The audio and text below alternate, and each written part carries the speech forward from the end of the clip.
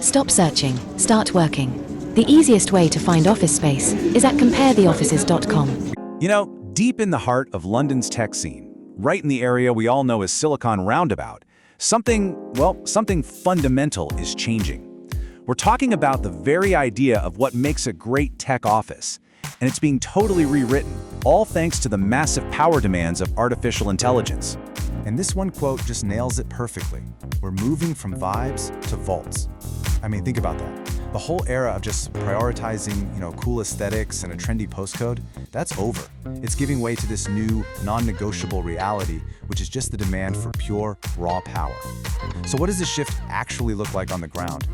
Okay, so let's take a step back. Just a few years ago, right, the whole buzz around Old Street was about disruptive apps and creating what they called collision space, basically getting smart people to bump into each other. Now, the conversation has gotten, well, ruthlessly technical.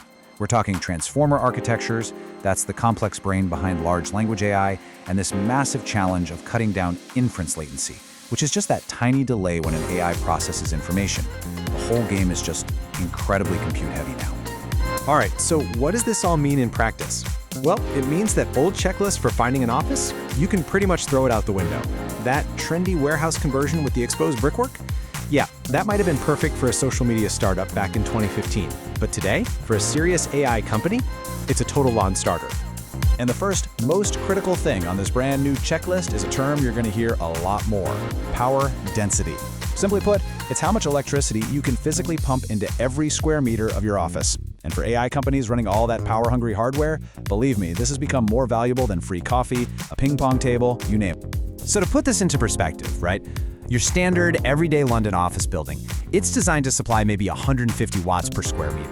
And that's totally fine. It's enough to run everyone's laptops, their monitors, maybe the espresso machine in the kitchen.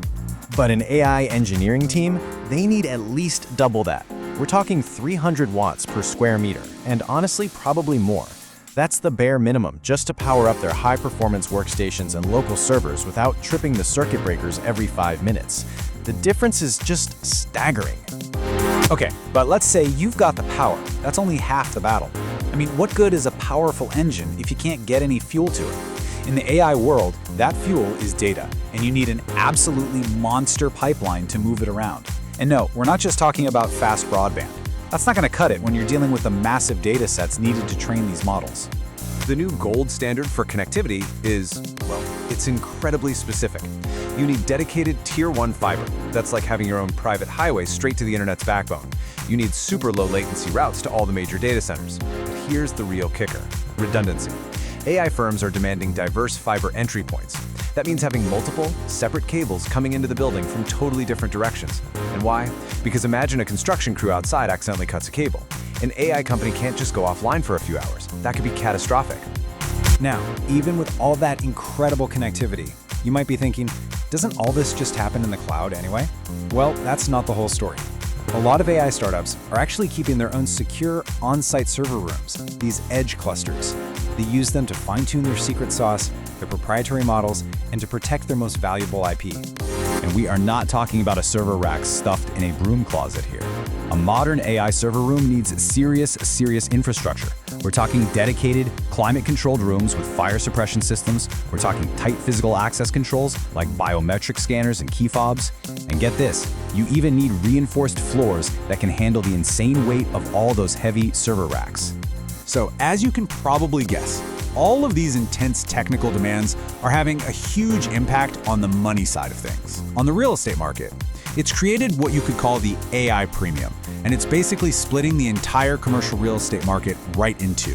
And this really lays out the core issue perfectly. The power an AI or machine learning team needs, it's often more than double what a standard software as a service company requires. And that one simple fact means that only a tiny fraction of office buildings out there can even be considered. So what happens? Well, while the rent for your average run-of-the-mill office space is actually going down, the price for these A-grade tech spec buildings has completely decoupled from the rest of the market. It's just soaring. We've got a genuine two-tiered system now. So how much are we talking for this AI premium? Well, in the prime Old Street area, these properties that are ready for AI, they're seeing rents go up by 15% year over year. That's a huge cost, but it's one the founders are clearly willing to pay to get the infrastructure they absolutely have to have. And look, this isn't just theoretical. We're seeing it play out with real buildings. You've got places like the Bower, which is literally advertising its 300 watts per square meter power supply, or White Collar Factory, which makes a big deal about its climate-controlled server rooms. All these specs we've been talking about, they are translating directly into premium rents, often pushing way over 100 pounds per square foot. Okay, so let's bring this all home. If you're an AI founder or a tech leader listening to this, what's the final takeaway? What do you absolutely need to ask before you even think about signing a lease? You know, it really just boils down to one simple question. Ping-pong table or power supply?